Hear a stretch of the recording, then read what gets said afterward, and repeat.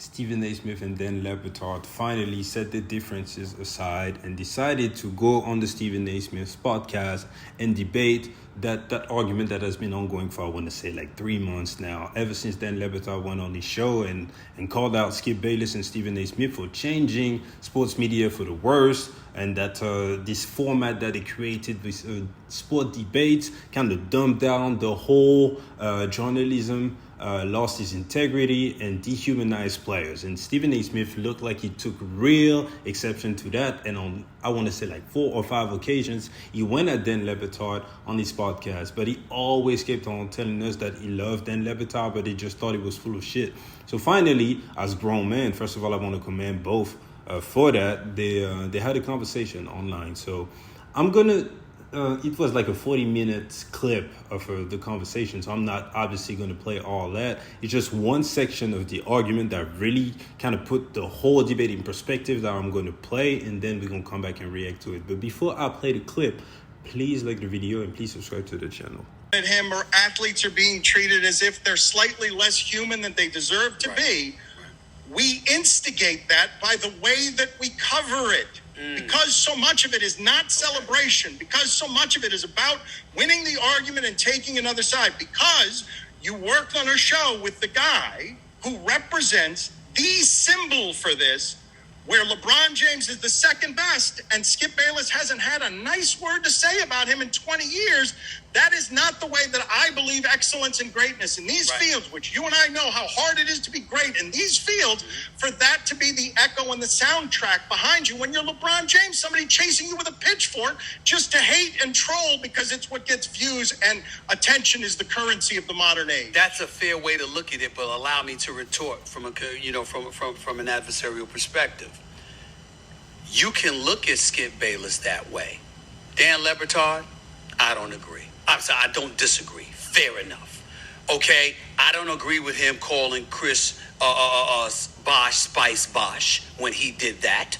I don't agree with him calling Russell Westbrook I don't agree with the incessant criticism that he has aimed in the direction of LeBron James just because he wore 23 and he's trying to be Jordan and nobody will ever be Jordan.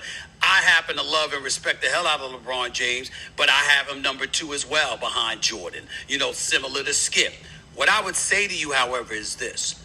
I can reverse that and say, because of Skip Bayless and how he has been, but his willingness to invite contrarian and adversarial perspectives, he's given people like myself, later on Shannon Sharp, the industry, meaning people who were a little less Skip, but Skip-like prior to him, the opportunities they created.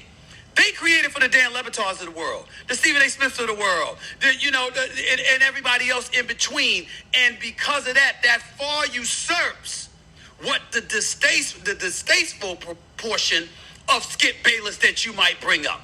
What do you say to that? All right, so y'all heard the exchange between the two men. So first of all, just like I was saying, shout out to them for having that conversation online. I assume both of them to be in their 50s, so they can have disagreements, right? But it would look crazy if they weren't going to fight, but it would look crazy if they kept on going back and forth, knowing that they had each other's phone number. And it's also a great opportunity for both of them to profit off it. So yeah, why not? So shout out to them for doing that, first of all. Second, I thought that little snippet that I played was interesting because it kind of showed 2 different perspectives. The first one being Stephen A. Smith, which is very known for that quote. I get out of bed thinking, how can I make some money for my bosses? And then how can I get some of that? I probably butchered the quote, but this is the idea, So obviously Stephen A. Smith still working at ESPN. He's a great journalist, but before anything, in my opinion, is an entertainer.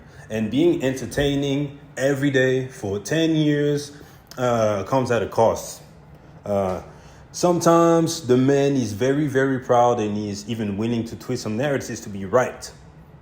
this is what he would do, Stephen A. Smith. One of the latest example of this was the Lonzo Ball situation, when you all know Stephen A. Smith went out there, reported that Lonzo Ball couldn't even get out of the chair. Then Lonzo Ball called him out, and then Stephen A. Smith the next day, what did he do? Came right back, and other than, acknowledging that he was wrong, or that the reports, the sources were wrong, he started to say, oh yeah, Lonzo, I know the doctors who made the operation on you. You don't want to play with me. That type of bullshit, just out of pride. Stephen A. Smith will also go to the length for sometimes even creating narratives just to, make good TV. For example, one that really stuck with me is that Kevin Durant one. When KD left the Warriors and Kyrie started to be pretty much a pain in the ass from a teammate's perspective.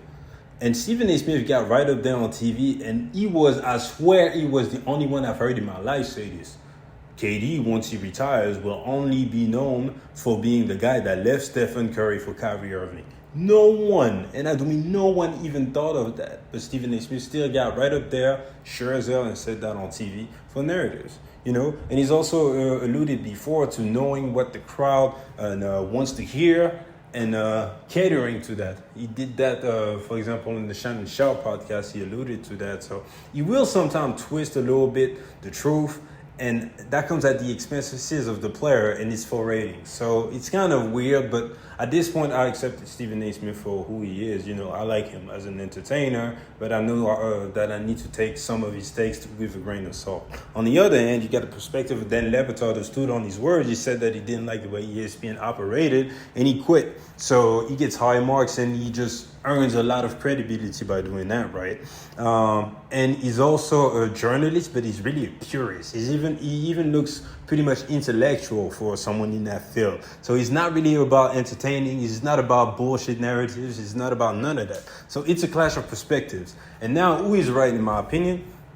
I believe that both of these guys are true to their perspective. So it's not really about who's right or who's wrong. But in my opinion, Dan Batard won that debate, hands down. First of all, I agree with all of his points. The first one being about the dehumanization of athletes. And I got to say, shout out to that wave of guys who recently started to came out and really point that out. Because at first, when I would consume sports media, I wasn't really picking that up. Like guys like Stephen A. or Skip or Nick Wright or whoever, they would just get on TV with such gall and just go out all of these athletes. And I never questioned it because they made it look like so normal. Like, yeah, shit, this is the business. I'm doing my job, right? But recently, you got guys like Kwame or Kyrie or Katie or obviously Dan Batard started calling them out. And I was like, yeah, they got a point. And now that, my eyes are awakened to that stuff, the coverage is crazy. It is mad dehumanizing. But what they did to Russell Westbrook, for example, twisting the man's name and everything just because he played bad, just say the man is trash. You can't say that, in my opinion. If you think that the guy played like trash, just say that. But going out there and making fun of his family name and everything, blooper reels, that's just too much.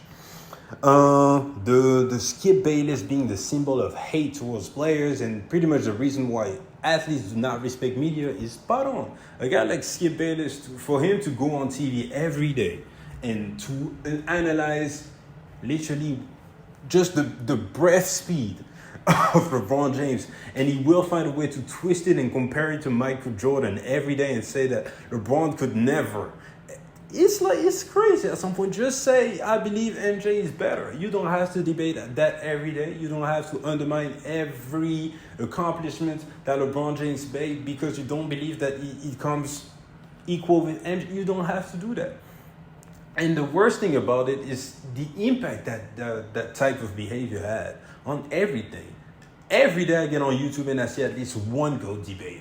Although there's no new evidence whatsoever. If you believe Michael Jordan was the GOAT yesterday, there's nothing until, the playoffs or when LeBron either wins a championship or gets knocked out of a playoff. There's no new evidence. There's no reason to argue that. If you believe MJ was the GOAT yesterday, then he is today. Nothing to be said, but still, they will find a way because they want to fit the narratives to undermine LeBron or undermine Kobe or undermine any all-time great because, it doesn't fit the narrative. Even you look at social media, you'll see a post, I don't know, about James Harden dropping 50 points. I just pick James Harden like that, So acknowledge it, or rather than acknowledging the great performance and keep it moving, you look in the comments and guys be like, yeah, but he ain't winning a championship, though, so it ain't shit. oh, he's no Kobe, always no D-Wade, all that stuff every day. And that comes, in my opinion, from guys like Skip Bayless and Stephen A. Smith who twisted that. And it just made the game, for lack of a better term, because I hate people using the word toxic every time for everything, but this is literally toxic. And I also believe that this is why the new media, quote unquote, is popping. And you have this wave of players who kind of standing up against the media, and even why they're out there gatekeeping basketball. I don't think that anyone should gatekeep anything. Everyone should be able to put their opinions out there. But I feel the players being like, yo, I am in the NBA. You couldn't even make an NBA roster, and you're over there disrespecting my whole thing. Don't do that. Just say I didn't play good. That's it. Why are you coming out all personal like this man is? You can't do that. If that's the case, then yeah, I'm going to be like, you shouldn't even talk about it. So I feel them on that point. So shout out to Dan Batard. I think he won that debate. It's nothing too serious. And again, I'm actually pretty glad that they've had that debate on live, because I think these are healthy conversations. But yeah, if you got to quote unquote pick a side, I'm with Dan Batard on this one. Shout out to Stephen A. Smith though.